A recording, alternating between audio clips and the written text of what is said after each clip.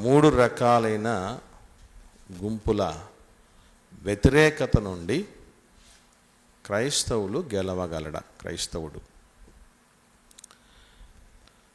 ఆ మూడు రకాలైన గుంపుల వ్యతిరేకత ఈరోజు దేవుని పిల్లలుగా, క్రైస్తవులుగా, క్రీస్తుకు తగిన శిష్యులుగా ఉన్నవాళ్ళు ఎదుర్కొని గెలవలసినటువంటి ఆవశ్యకత ఉంది.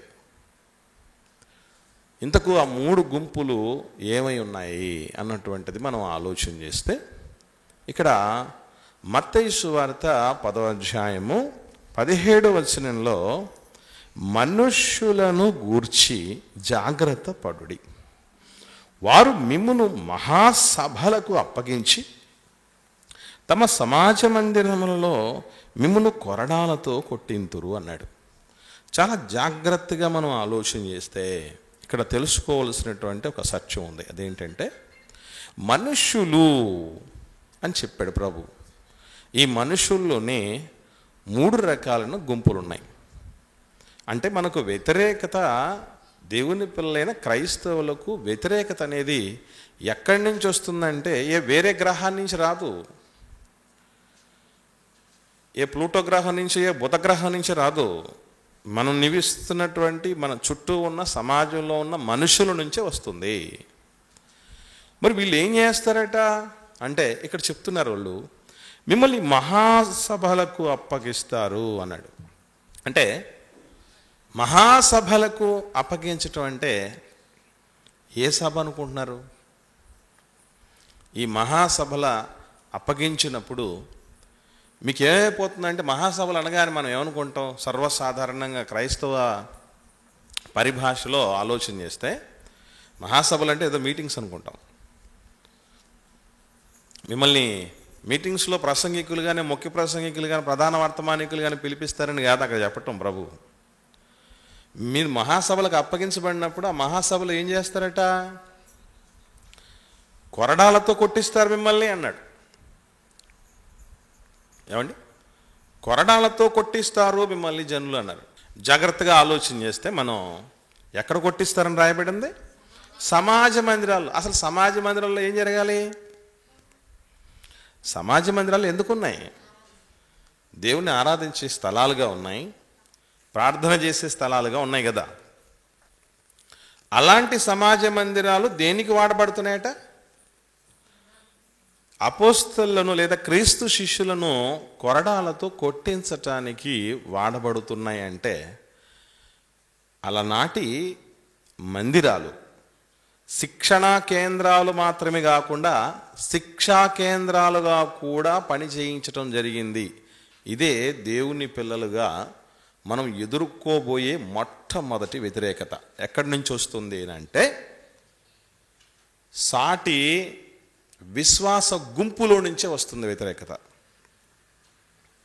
మత సంబంధమైనటువంటి నాయకత్వం నుంచి వస్తుంది మొట్టమొదటి వ్యతిరేకత. ఇది మనం గుర్తుంచుకోవాలి. విశ్వాస సంబంధమైన నాయకత్వంలో నుంచే మొట్టమొదటి వ్యతిరేకత వస్తుంది. ఎప్పుడైతే మనము సత్యం కొరకు నిలబడతామో, మనము దేవుడు చెప్పినటువంటి మాట కొరకు నిలబడతామో, దేవుడు సూచనతో దాని ప్రకారంగా బ్రతకటానికి సిద్ధపడతామో, దాని ప్రకారంగా జీవించని మరొక గుంపు ఉంటుంది. వాళ్ళు కూడా దేవుని పిల్లలమని చెప్పుకుంటున్న గుంపే, దేవుడి సంబంధమని చెప్పుకుంటున్నటువంటి వాళ్ళే. వాళ్ళలో మరి ముఖ్యంగా ఎవరి నుంచి ఎక్కువ వ్యతిరేకత వస్తుందనంటే నాయకత్వం నుంచి వస్తుంది.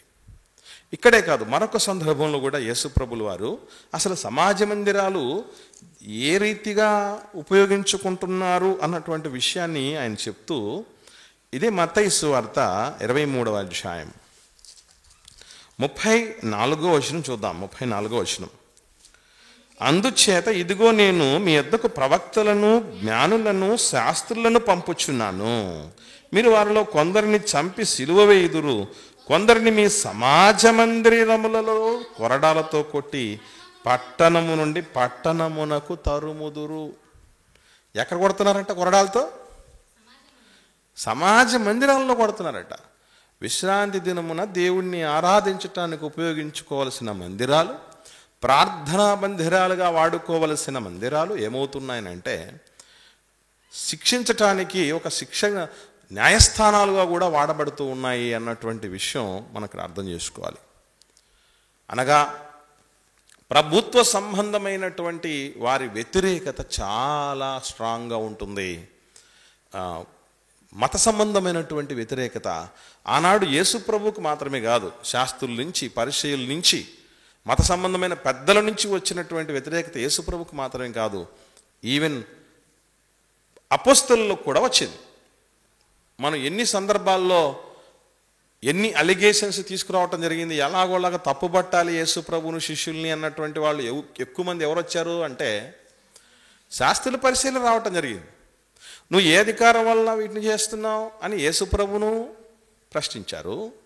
అంత మాత్రమే కాకుండా ఇంకొక సందర్భాల్లో శిష్యులను చేతులు కడుక్కోకుండా వాళ్ళు ఎందుకు భోజనం చేస్తున్నారు, అసలు వాళ్ళు ఎందుకు ఉపవాసం ఉండట్లేదు అన్నటువంటి ప్రశ్నలు కూడా అడగటం పెట్టడం జరిగింది. ఇంత మాత్రమే కాదు, కైసరుకు పన్నిచ్చట న్యాయమా కాదా అన్నటువంటి దాడి ఒకవైపు.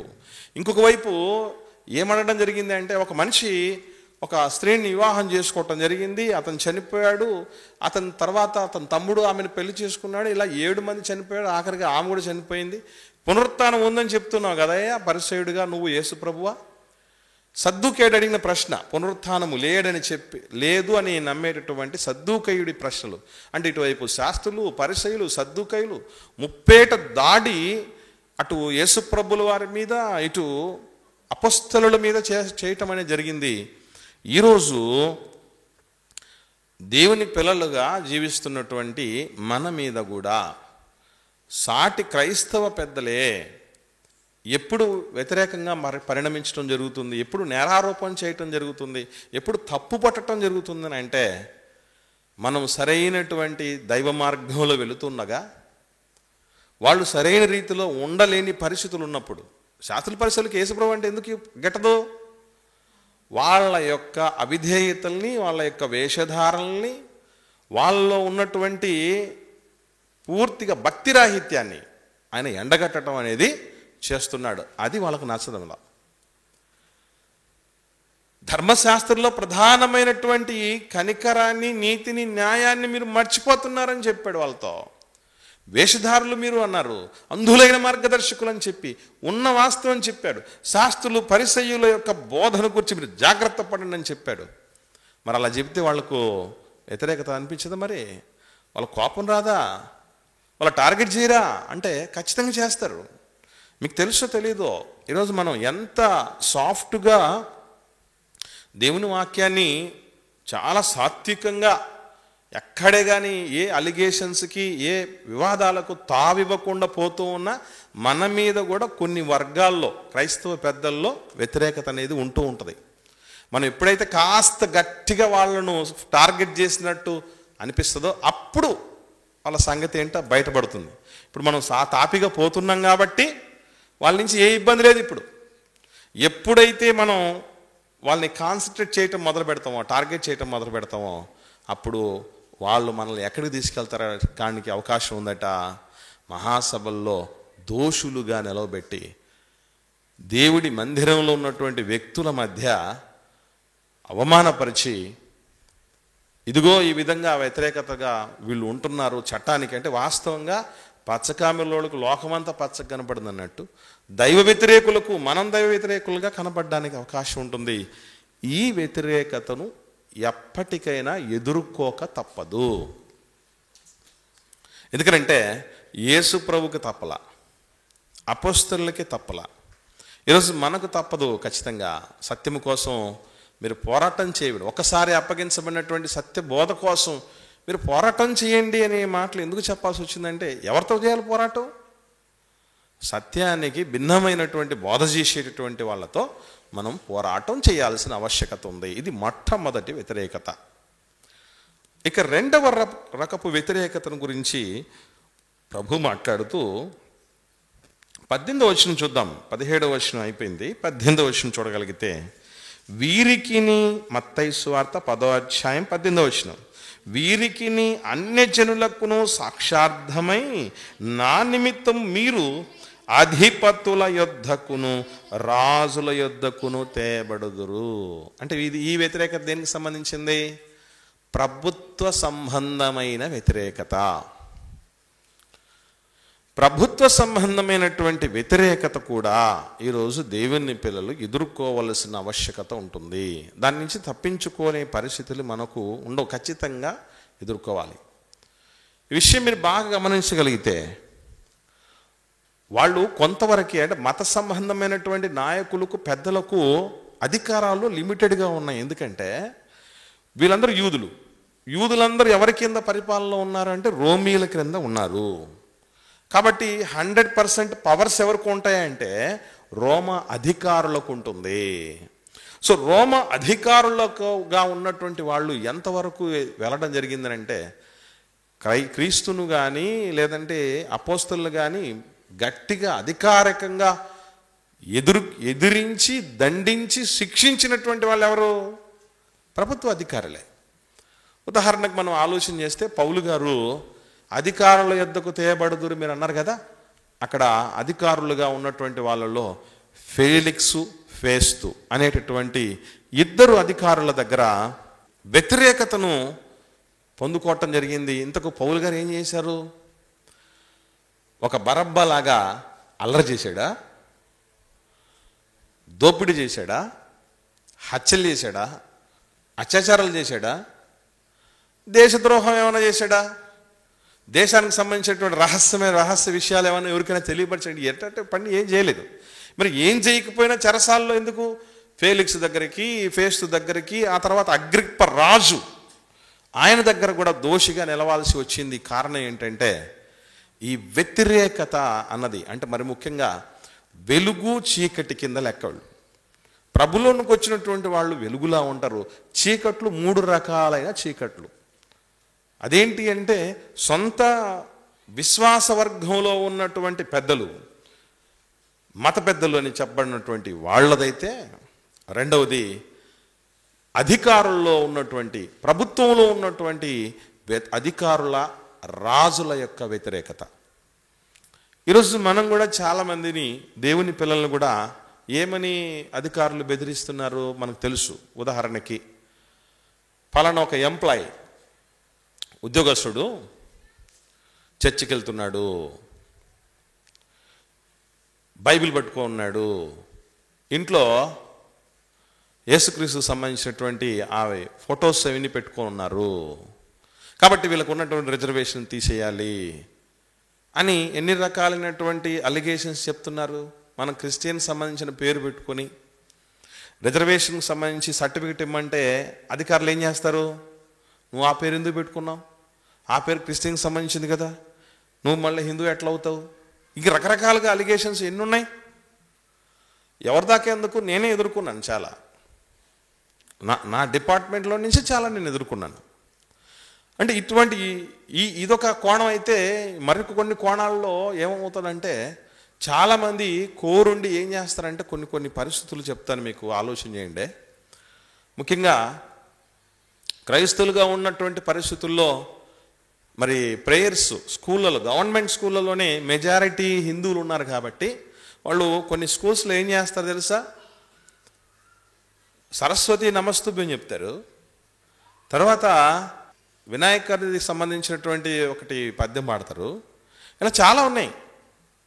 ఇంకొందరు అయితే గట్టిగా ఫోర్స్ఫుల్గా, ఇదిగో నువ్వు ఈ పదం నువ్వు పలకాలి, ఈ మాట నువ్వు చెప్పాలి, నువ్వు దండం పెట్టుకోవాలి, ఫలానా రూపానికి, ఫలానా పరిస్థితికి నువ్వు ఈ విధంగా మౌల్డ్ అయిపోవాలి, లేదంటే నువ్వు ఇది చెయ్యాలి అని.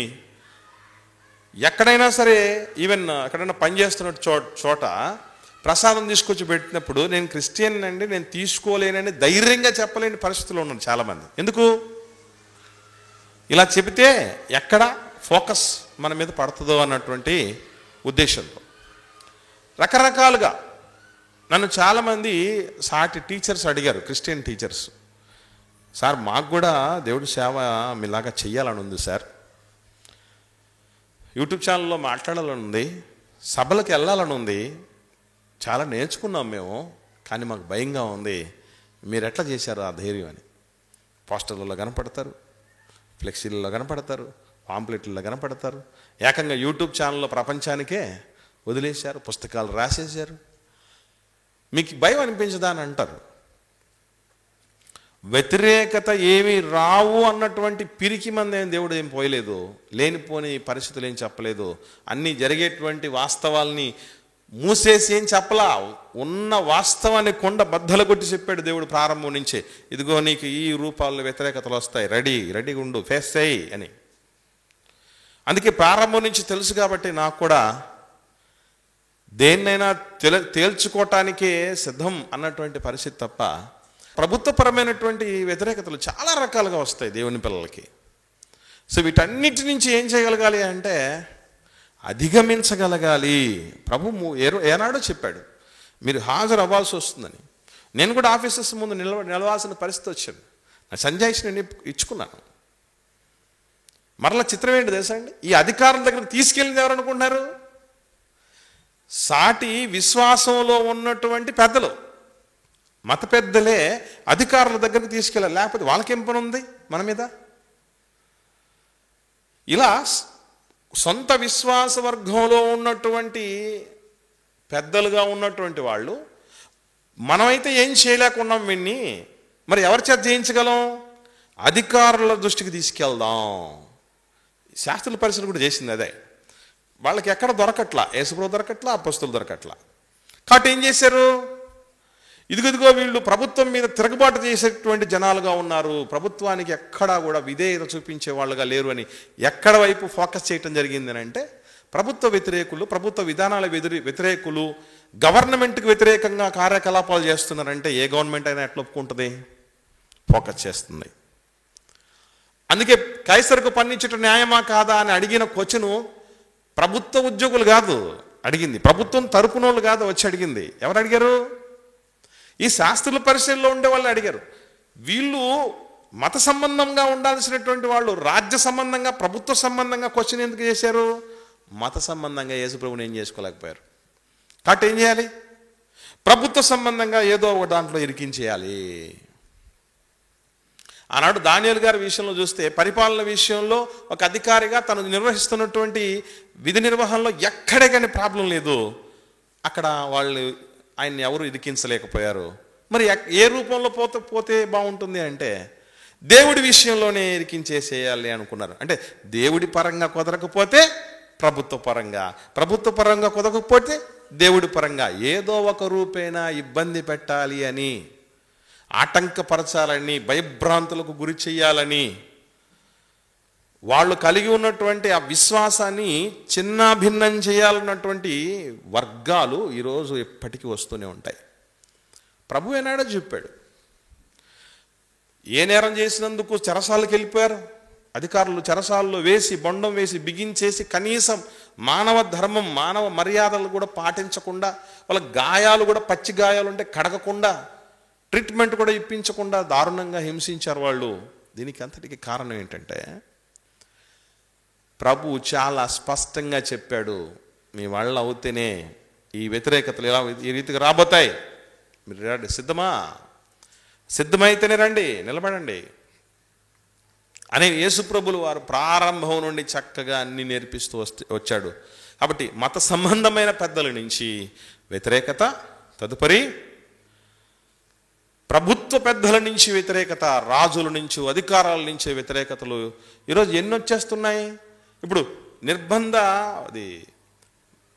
బిల్లు, మత మార్పిడి బిల్లు అని అంటారు చూసారా, మత మార్పిడి బిల్లులు తీసుకొని వచ్చేస్తున్నాం అని చెప్పేసి ఎన్ని రకాలుగా చెప్తున్నారు. బాప్తిస్మాలు తీసుకుంటున్న చోట ఆటంకాలు పరచటం, సువార్త పరిచర్యలు చేస్తున్న చోట ఆటంకాలు పరచటం ఎన్ని చూస్తున్నాం మనం. అధికారం ఉంది అనుకున్నటువంటి పరిస్థితుల్లో ఉన్నటువంటి వాళ్ళు ఏదో ఒక రూపేణ దేవుని పిల్లల్ని ఇబ్బంది పెట్టాలన్నటువంటి పరిస్థితులు ఉంటాయి. వాటిని చూసి మనం ఉలిక్కి పడాల్సిన అక్కర్లేదు, వాటిని చూసి మనం ఏమేమో అనుకోవాల్సిన అక్కర్లేదు. అది ఖచ్చితంగా వస్తుందనే చెప్పాడు, సిద్ధపడిపోవాలి మనం.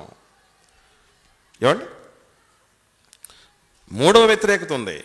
ఇది చాలా చాలా నివురుగొప్పిన నిప్పు లాంటి వ్యతిరేకత. అదేంటి అంటే 21-22 వచనాలు చూద్దాం. మత్తయి సువార్త 10వ అధ్యాయము 21-22 వచనాలు.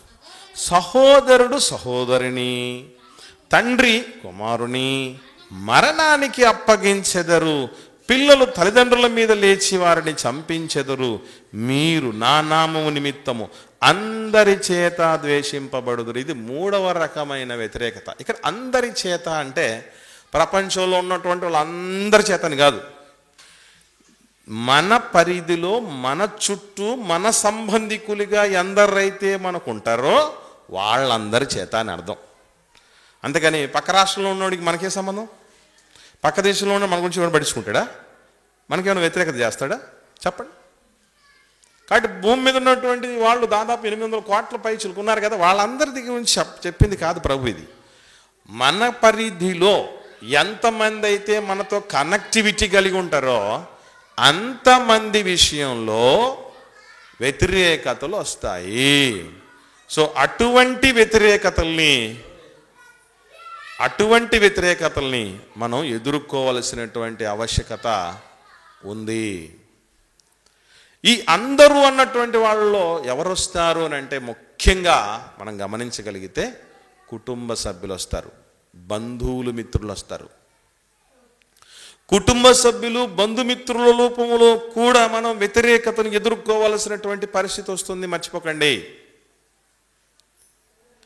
మనం క్రైస్తవ్యాన్ని స్వీకరిస్తే అందరూ కూడా మనకు నీరాజనాలు పలుకుతారు, మన అడుగులకు మడుగులొత్తుతారు, మనకు అందరూ సానుకూలంగా స్పందించేస్తారు, మనలో ఉన్నటువంటి మనకు అన్ని ప్రోత్సాహకాలు వచ్చేస్తాయి, మనకి ఏ చీకు చింత ఉండదు, మనకి ఏ భయము దిగులు ఉండదు, నిశ్చింతగా ఉండొచ్చు అనే పరిస్థితికి వెళ్ళకూడదు మనం ఎప్పుడు. అందుకే చెప్తున్నాడు ప్రభు, ఎవరు అప్పగిస్తారంట మనల్ని మరణానికి అంటే మన సొంత వాళ్ళే అప్పగించే పరిస్థితికి వచ్చేస్తారట. ఎందుకనంటే దీన్ని యేసుక్రీస్తు ప్రభుల వారు మరొక రూపంలో చెప్తున్నారు. 34వ వచనం చూద్దాం.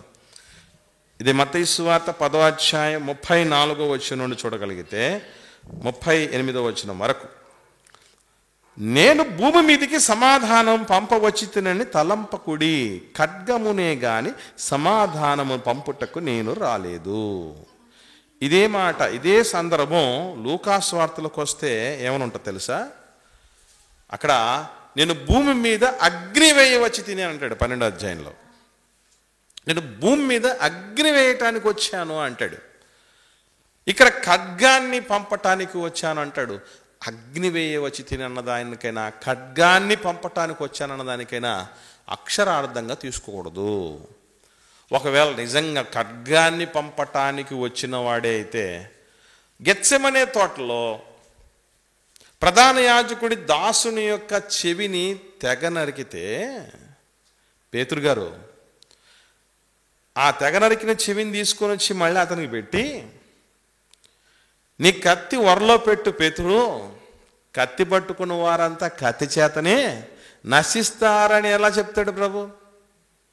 నేను ఖడ్గాన్నే పంపవచ్చానంటే ఒక్క పేతురే కాదురా ఖడ్గం, మీ అందరి దగ్గర మిగతా 10 మంది రే, మీ అందరి దగ్గర ఖడ్గాలు ఉన్నాయి కదా, తీయండిరా, దూయండిరా అని చెప్పలేదు యేసు ప్రభు. దాని అర్థం ఏంటంటే భౌతికమైనటువంటి కత్తి కాదు, భౌతికంగా దూయటం కాదు యేసు ప్రభు చెప్పింది అని మనం అర్థం చేసుకోవాలి. కత్తి ఒక విభాగించటానికి వాడేది. ఒక మంచి విధానంతో ఆలోచన చేయగలిగితే దేవుడి వాక్యము ఎముకలను, కీళ్లను, మూలుగలను విభజించినంత మట్టుకు దూరుతూ అని అంటే సపరేట్ చేసేటటువంటి లక్షణం కత్తికి ఉంది. ఈవెన్ అగ్నికి కూడా ఏ లక్షణం ఉంది? ప్యూర్గా ఉన్నటువంటి దాన్ని, ఇంప్యూర్గా ఉన్నటువంటి దాన్ని, పరిశుద్ధంగా ఉండేటువంటి దాన్ని, అపరిశుద్ధంగా ఉన్నటువంటి దాన్ని వేరు చేసే లక్షణం ఉంటుంది. ఇట్లా మీరు వేరైపోతారు. ఎప్పుడు కూడా స్వచ్ఛమైనది అంటే మురికికి అసలు కుదరదు. మురికి అంటే స్వచ్ఛమైన దానికి ఎప్పటికీ కుదరదు. అలా మీరు వేరుగా ఉంటారు. చీకట్లో నుంచి వెలుగులోకి వచ్చినప్పుడు చీకటికి వెలుగుకు పోతే కుదరదు అనే చెప్పినటువంటి సందర్భం. అంటే ఒక కుటుంబంలో తల్లో, తండ్రో, లేదా భార్యో, భర్తో, బిడ్డో ఎవరో ఒకరు మారుమనసు పొందారు, బాప్తిసం తీసుకున్నారు, దేవుని బిడ్డలయ్యారు. అలా దేవుడి బిడ్డలు అయినంత మాత్రం చేత మనం ఏమనుకుంటామంటే, మనం పగటి కళ్ళు చాలామంది ఎలా ఉంటాయంటే అన్ని కంట్రోల్లోకి వచ్చేస్తాయి, ఇక తిరిగే ఉంటుంది మనకు అన్నటువంటి ఆలోచనలు దేవుడు ఎప్పుడు చెప్పలేదు. క్రైస్తవంలోనికి వచ్చిన తర్వాత ఏదో ముందుంది ముసళ్ళ పండుగ అంటారే, బాప్తీసం తీసుకున్న తర్వాతే ఉంటుంది అన్ని రకాలైనటువంటి వ్యతిరేకతలన్నీ. ఇటు సొంత విశ్వాస వర్గంలో ఉన్నటువంటి పెద్దల నుంచి వ్యతిరేకతలు వస్తాయి, ప్రభుత్వ సంబంధమైనటువంటి అధికారులు రాజుల నుంచి వ్యతిరేకతలు వస్తాయి, మూడవదిగా సొంత కుటుంబంలో నుంచే వస్తాయి అన్నటువంటి పరిస్థితి. యేసు ప్రభు కుటుంబాన్ని చూస్తే మనకు బాగా అర్థం అవుద్ది. తమ్ముళ్ళు, యేసుప్రభుల వారికి తమ్ముళ్ళు ఉన్నారు. ఏ రోజు యేసుప్రభును అర్థం చేసుకునేవాళ్ళు కాదు యేసుప్రభు బతికున్నంతకాలం. నువ్వు చేసే సూచక్రియలు నీ శిష్యుల దగ్గర చేసుకో, మా దగ్గర కాదు, నీ పప్పులు ఉడికేదని అంటారు. నీకు మతి భ్రమించింది అన్నటువంటి పరిస్థితి యేసుప్రభుని ఉద్దేశించి మాట్లాడడం జరిగింది.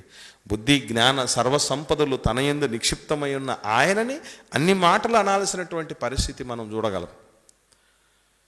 కుటుంబం అంతా ఉన్నా కూడా ఎవరో అనాథలాగా ఒంటరి పోరు చేసినట్టుగా పరిచర్య చేస్తాడు ప్రభు. ఇవి మనకి ఎందుకు నేర్పించాడు తెలుసా? ఎందుకు రాయించాడు అనుకుంటున్నారు? ఎందుకు చూపించాడు అనుకుంటున్నారు? రేపు మనకంటూ ఒక కుటుంబం ఉన్నా, బంధువులున్నా, మిత్రులున్నా, బలగాలున్నా ఒంటరి పోరు చేయాల్సిన రోజు కూడా వస్తుంది. అంత మాత్రమే కాదు, వాళ్ళ వ్యతిరేకతలు కూడా నిన్ను నన్ను ఆపు చేయటానికి అవకాశం ఉంది, మనల్ని దిగజార్చడానికి అవకాశం ఉంది, బలహీనపరచడానికి అవకాశం ఉంది. అందుకే మీరు చూడండి, చాలామంది ఇంట్లో కుదురుగా ప్రార్థన చేసుకోలేరు. ఎందుకు? భర్తే లేదా భార్యే లేదా తోబుట్టువులే లేదా బంధువులే ఏం చేస్తారంటే ఏదో ఒక రూపేణ అందులో వాస్తవం ఉన్నా లేకపోయినా తప్పుపడడానికి అవకాశం ఉంటుంది.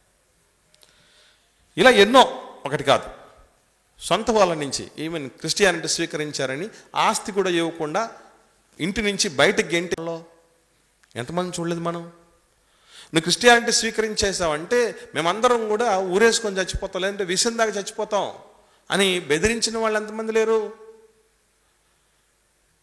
పూర్తిగా మాకు నీకు సంబంధమే లేదని చెప్పి అనే రూపేణ దూరంగా తోసేసినటువంటి వాళ్ళు ఎంతమంది లేరు? సొంత కుటుంబంలోనే వస్తారు, అలాంటి వాళ్ళు వస్తారు. కాబట్టి ప్రభు చెప్పినటువంటి మాట ఒకటే, ఆయన మనకందరికీ ఇస్తున్నటువంటి ఒక భరోసా ఏంటి అని అంటే, మనం ఎవరిని బట్టి ఊరట పొందాలి, ఎవరిని బట్టి స్ఫూర్తి పొందాలి, దేనిని బట్టి మనం ధైర్యంగా వీటిని ఎదుర్కొని నిలవగలగాలి అని అంటే ఒకటి చెప్తున్నాడు ప్రభు. మంచి మాట చూద్దాం. యోహాను సువార్త 15వ అధ్యాయం. యోహాను సువార్త 15వ అధ్యాయం 18వ వచనం నుండి చూద్దాం. 18వ వచనం నుండి, లోకము మిమ్మును ద్వేషించిన ఎడల, లోకము అన్నదానిలోనే ఈ 3 వర్గాలు ఉన్నాయి. సొంత విశ్వాసంలో ఉన్నటువంటి వాళ్ళ యొక్క వ్యతిరేకత, ప్రభుత్వ వ్యతిరేకత, కుటుంబ వ్యతిరేకత. మిమ్మల్ని ద్వేషిస్తే మీకంటే ముందుగా నన్ను ద్వేషించనని మీరెరుగుదురు. మీరేం భయపడొద్దండి. మీరు చాలా చిన్నోళ్ళు కదా, విశ్వాసులుగా అపోస్తలులు చాలా చిన్నోళ్ళు ప్రభుత్వ పోల్చినప్పుడు. అందుకే చిన్నపిల్లలారా అంటూ ఉంటాడు వాళ్ళు. అంత చిన్న పిల్లలుగా ఉన్నటువంటి వాళ్ళని చూసినప్పుడు మేము చిన్నోళ్ళం కాబట్టి, మేము చేతగాళ్ళం కాబట్టి, మాకు తెలియదు కాబట్టి, మాకు అంతంత మాత్రమే అనుభవం ఉంది కాబట్టి, మేము చాలా చాలా పరిమితులు కలిగిన వాళ్ళం కాబట్టి మమ్మల్ని ద్వేషించింది, మమ్మల్ని తృణీకరించింది, మమ్మల్ని ప్రక్కన పెట్టింది, మమ్మల్ని అసహించుకుంది, మమ్మల్ని అణిచేస్తుందని మీరు అనుకుంటారేమో. నేను చెప్తున్నా, బలవంతుడైన దేవుడినిగా నిరూపించుకున్నాను కదా, అలా ఉన్నటువంటి ప్రభువుగా ఉన్న నేను చెప్తున్నాను వినండి, నన్నే ద్వేషించింది ప్రపంచం. కాబట్టి మనం ఏమనుకోవాలి?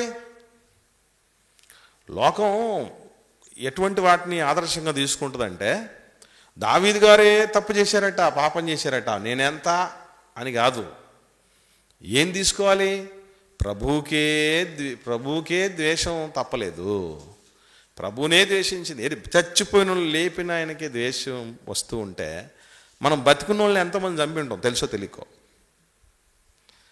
చచ్చిపోయిన వాళ్ళని లేపిన వాళ్ళటువంటి ప్రభువుకి ఇంత వ్యతిరేకత ఉంటే తెలుసో తెలియకో మనం బతుకున్న వాళ్ళే చంపేసి ఉంటాం. ఇంకా మనకు రాదా వ్యతిరేకత ఏంటి? కాబట్టి ఖచ్చితంగా వస్తుంది. ఎందుకు చెప్తున్నాడు ప్రభు, ఈ వ్యతిరేకత మీకు ఎందుకు వస్తుందయ్యా అని అంటే ఒక క్లారిఫికేషన్ ఇచ్చాడు ఆయన. ఏమనంటే, మీరు 19వ వచనంలో, మీరు లోక సంబంధులైన ఎడల లోకము తన వారిని స్నేహించును, అయితే మీరు లోక సంబంధులు కారు, నేను మిమ్మల్ని లోకములో నుండి ఏర్పరచుకుంటుని, అందుచేతనే లోకము మిమ్మును ద్వేషించుచున్నది. దాసుడు తన యజమానుని కంటే గొప్పవాడు కాడని నేను మీతో చెప్పిన మాట జ్ఞాపకం చేసుకోండి. లోకము నన్ను హింసించిన ఎడల మిమ్మును కూడా హింసించుదురు, నా మాట గైకొనిన ఎడల మీ మాట కూడా గైకొందురు. శిష్యుడు గురువు కంటే బోధకుడి కంటే పెద్దోడు కాదు. ఈ మాట ఎందుకు చెప్తున్నాడు? మీరు నాకంటే ఎక్కువ ఎక్స్పెక్టేషన్స్లో ఎవరు ఉండకండి, నీకు ఎర్రచివాసులు పరుస్తారని అనుకోకండి, పూలపాల మీద మీకు అంతా మొత్తం సకలం జరిగిపోతాయి అనుకోకండి. మీరు కూడా బోధకుల్లాగే ఉంటారు, మీ గురువుని పోలే ఉంటారు. మీ గురువుకు వచ్చింది మీకు వస్తుంది, ఆయనకు పెట్టిన కిరీటాలు మీకు వస్తాయి. ఆయనకి ఏ కిరీటం పెట్టారు? ముళ్ళ కిరీటం పెట్టారు, మనకు కూడా అదే వస్తాయి. కాబట్టి లోకంలో ఉన్నంత వరకు ముళ్ళ కిరీటానైనా భరించటానికి సిద్ధపడితే రేపు జీవ కిరీటం మన కోసం సిద్ధంగా ఉంటుంది. అంతేగాని ఇదేంటి సొంత విశ్వాస వర్గంలోనే వ్యతిరేకతలు వస్తున్నాయంటే ఓ మన దగ్గర ఏదో పొరపాటు ఉందని చెప్పేసి వాళ్ళలో కలిసిపోవటం కాదు. అలాగే ప్రభుత్వం నుంచి వ్యతిరేకతలు వస్తున్నాయని ఈ సమస్యలు మాకెందుకులే అనుకొని ప్రభుని వదిలేయటం కాదు. లేదా సొంత కుటుంబంలో నుంచి, కుటుంబం ఏంటి అసలు 4వది కూడా యేసుప్రభు చెప్పాడు. అల్టిమేట్ అది ఏమనంటే, నీ ప్రాణం కూడా నువ్వు నాకంటే ఎక్కువ నీ ప్రాణాన్ని ప్రేమించుకోవద్దంటే ఒకనాటికి మన ప్రాణం కూడా ఆటంకంగా వ్యతిరేకంగా పరిణమించే రోజు వస్తుంది. ఉదాహరణకు మీరు ఆలోచన చేస్తే, పట్టుమని అరగంట మోకాళ్ళు వేసి ప్రార్థన చేసామనుకోండి, దేహం ఏమంటుంది? ఆపే, నా వల్ల కాదా అంటది. అంతే కదా. కుదురుగా 1 గంట సేపు బైబిల్ ముందు కూర్చొని బైబిల్ బాగా ధ్యానిస్తే దేహం ఏమంటుంది? కళ్ళు ఏమంటాయి? అయ్యో అలుపు వచ్చేసేయి, కష్టమైపోతుంది నాకని. కానీ అదే కళ్ళ ముందు ఒక సెల్ ఫోన్ పెట్టండి, డేటా అన్న అయిపోవాలి, ఛార్జింగ్ అన్న అయిపోవాలి. మొబైల్కి సంబంధించి డేటా అన్న అయిపోవాలి, ఛార్జింగ్ అన్న అయిపోవాలి తప్ప అక్కడ మన కళ్ళు ఏమాత్రం అలసట చెందవు. ఇంకా కళ్ళు రెట్టించి చూసే పరిస్థితిలో ఉంటాయి. ఇలా రేపు దేహం కూడా మనల్ని ఏం చేస్తుంది? వ్యతిరేకంగా పరిణమిస్తుంది. ఎందుకంటే దాన్ని కూడా పౌలు లాంటి వాళ్ళు ఏం చెప్పారు? మేము దాన్ని నలగగొట్టి లోపరుచుకున్నాం. అంటే దేహం లోబడాలంటే చిన్న విషయం కాదు అది. దేవుడి సన్నిధికి కదలాలన్నా, దేవుడి సేవలో కష్టించాలన్నా, శ్రమించాలన్నా, కాడి మోయాలన్నా మామూలు విషయం కాదు. దేహానికి ఎప్పుడు కూడా కంఫర్ట్ చూసుకుంటుంది. అది కంఫర్ట్గా ఉండాలన్నటువంటి ఆలోచన విషయమే ఆలోచన చేస్తుంది ఎక్కడికి వచ్చినా కూడా. చాలామంది చర్చిలోకి వచ్చిన తర్వాత వాక్యం ఎట్లా ఉంటుంది, ఏం సంగతి, ఇక్కడ ఉన్నటువంటి పరిస్థితులు మనం చాలా నేర్చుకుంటాం అనేది కాదు. ముందు తలెత్తి పైకి చూస్తారు. ఎందుకు? నెత్తి మీద ఫ్యాన్ ఉందా లేదా అని. తర్వాత వాళ్ళు కూర్చున్న ప్లేస్ చూసుకుంటారు, ఫ్యాన్ కరెక్ట్గా ఉందా లేదా, లేకపోతే దానికి దగ్గరగా తీసుకెళ్ళిపోయి కూర్చుంటారు చక్కగా కదా. అంటే అలాంటి కంఫర్ట్స్ నుంచి వాటి నుంచి కూడా బయటికి రావాలి. చిన్న విషయం కాదు. పరలోకం రావటం అంటే, రక్షణ అనేది కాపాడుకోవటం అంటే చిన్న విషయం కాదు పిల్లరా. మనల్ని ప్రభు ఎంత చక్కగా రాటుదేలే వాళ్ళగా సిద్ధపరుస్తున్నాడంటే, ఈరోజు మనకున్నటువంటి చిన్న సమస్యలు చూసుకొని, చిన్న బాధలు చూసుకొని, చిన్న వ్యతిరేకతలు చూసుకొని, చిన్న సవాళ్ళు చూసుకొని మనం ఏదో కుంగిపోతూ ఉంటున్నాం, బాధపడిపోతున్నాం, బలహీనపడిపోతున్నాం, దేవుణ్ణి తప్పుపడుతున్నాం, భక్తి జీవితంలో వెనకం చేసేస్తున్నాం. అట్లా జరగడానికి వీల్లేదు. ప్రభుని చూడండి, ప్రభు అదే చెప్పాడు. అపొస్తలులను చూడండి, వాళ్ళకంటే మించిన వ్యతిరేకతలు మీకు వస్తాయా? ఉన్నాయా? మరి కనుక మీరు గమనించండి పిల్లరా, ఈ వ్యతిరేకతలన్నింటినీ అధిగమించగలిగితే ప్రభువు చెప్తున్నటువంటి మాట ఏంటంటే, చూద్దాం చివరిగా ఇదే మత్తయి సువార్త 10వ అధ్యాయం 22వ వచనం చూద్దాం. 22వ వచనం, మీరు నా నామము నిమిత్తము అందరి చేత ద్వేషించబడుదురు, అంతము వరకును సహించిన వాడు. అందరినీ, ఆ 3 వర్గాల వ్యతిరేకతల్ని సహించిన వాడు ఏమవుతాడటండి? రక్షించబడతారు. రక్షింపబడటం అంటే పరలోకానికి అర్హత సాధించుకుంటారు. వీటన్నింటిలో కూడా మనకు ఉండాల్సింది ఏంటో చెప్పండి? ఈ మూడింటిని అధిగమించడానికి మనకు ఒకటి కావాలని చెప్పాడు ప్రభు. అక్కడే ఉంది ఆ మాట, సహనం. మనకు లేనిదే అది. ఈరోజు మన అందరికీ లేనిది ఏంటి? సహనమే. మరి ఏముంది పుష్కలంగా? అసహనం ఉంది. అసహనం ఉంది. ఇంట్లో భార్యను చూసినా, భర్తను చూసినా, అమ్మని చూసినా, నాన్నను చూసినా, తోబుట్టులను చూసినా, బయట ఆఫీసర్లు చూసినా, సొంత మా విశ్వాస వర్గంలో ఉన్న వాళ్ళని చూసినా, ఎవరిని చూసినా, ఎవరిని టచ్ చేసి తరచు చూసినా ఏం బయటకు వస్తుంది? అసహనమే. వాళ్ళు ఇలాగా, వీళ్ళు ఇలాగా, అది ఇది ఇదే పరిస్థితి.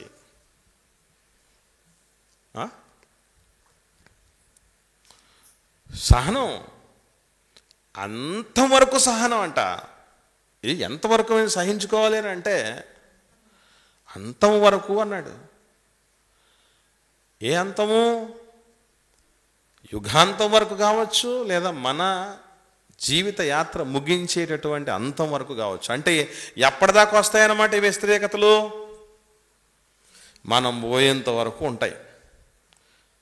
ఎప్పుడు పోతాయి ఇవన్నీ అంటే, ఎవరో ఈ మధ్యకాలంలో నేను ఒకటి వీడియో చూసా. దేవుడి దగ్గరికి వచ్చి ఒక భక్తుడు కోరుకుంటున్నాడు, దేవుడా నాకు చాలా సమస్యలు ఉన్నాయి, ఈ సమస్యలన్నిటి నుంచి నాకు విడుదల కలిగజేయంటే దేవుడు ఓకే అని చెప్పాడు. మనోడికి ఫోటోకి దండబడిపోయింది. ఓకే అన్నాడు, దండబడిపోయింది. అంటే అర్థం ఏంటి? నువ్వు పోతే తప్ప ఈ సమస్యలు తీరవరా అని. కోరుకున్నటువంటి దేవుడి దగ్గర వరం కోరుకున్నవాడికి దండబడిపోయిందంటే నువ్వు చచ్చిపోయేంత వరకు ఈ సమస్యలకు పరిష్కారాలు ఉండవని. దేవుడు మనకు ఎంత శక్తి ఇచ్చి పంపించాడంటే, దేవుని పిల్లలుగా ఈ 3 గుంపులు ముప్పేట దాడి చేసినా కూడా గెలవగలం. అపోస్తలులకు సాధ్యమైంది అది. వాళ్ళు కూడా మన అమ్మ నాన్న లాంటి అమ్మ నాన్నలు పుట్టినోళ్ళే. ఇంకా చెప్పాలంటే మనకంటే చాలా చాలా పరిమితులు ఉన్నాయి వాళ్ళకి, చాలా ప్రతికూల పరిస్థితులు ఉన్నాయి వాళ్ళకి, చాలా సవాళ్ళ మధ్య బతికారు వాళ్ళు.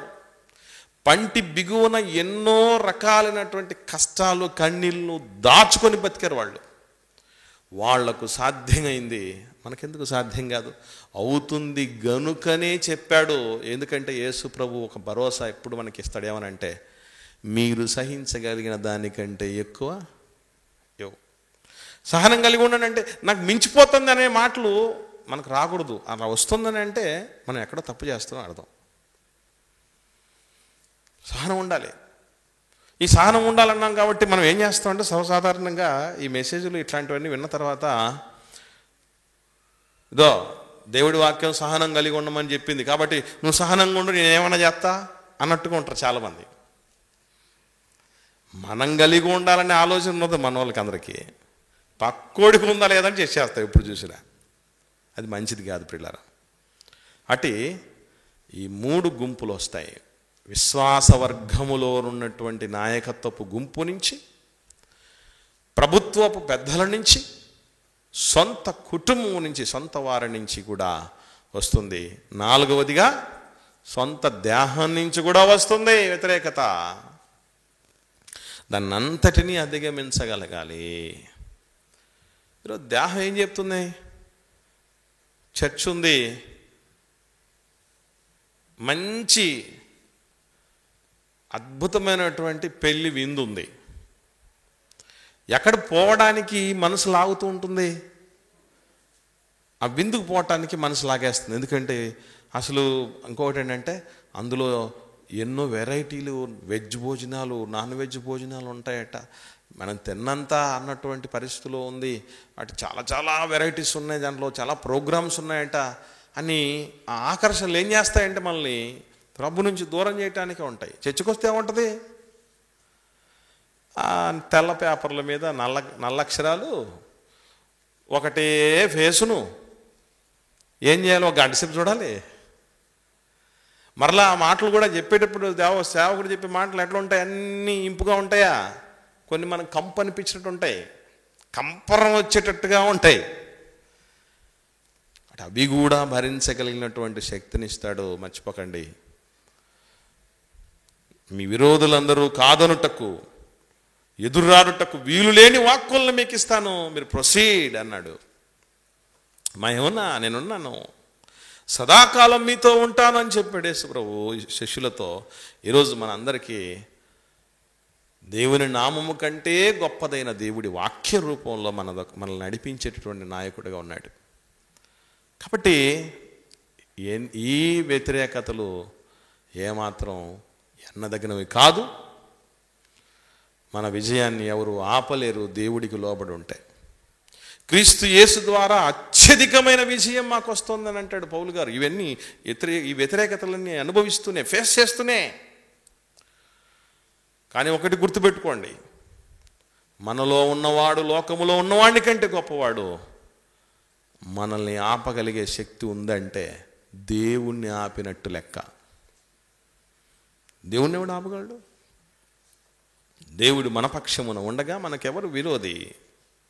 కాబట్టి మదిలో క్రీస్తును ప్రభువుగా నిలుపుకొని ముందుకు సాగగలిగితే, సొంత విశ్వాస వర్గం నుండి వ్యతిరేకత వచ్చినా, ప్రభుత్వం నుండి వ్యతిరేకత వచ్చినా, సొంత కుటుంబం నుంచి వ్యతిరేకత వచ్చినా, ఆఖరికి దేహం నుండి వ్యతిరేకత వచ్చినా, ఎవరు దేవుడిలో ఉన్న ఎదుగుదలని, క్రీస్తు ప్రేమ నుండి మనల్ని ఎడబాపే ఏ శక్తి ఉండదు ఉండదు ఉండదు.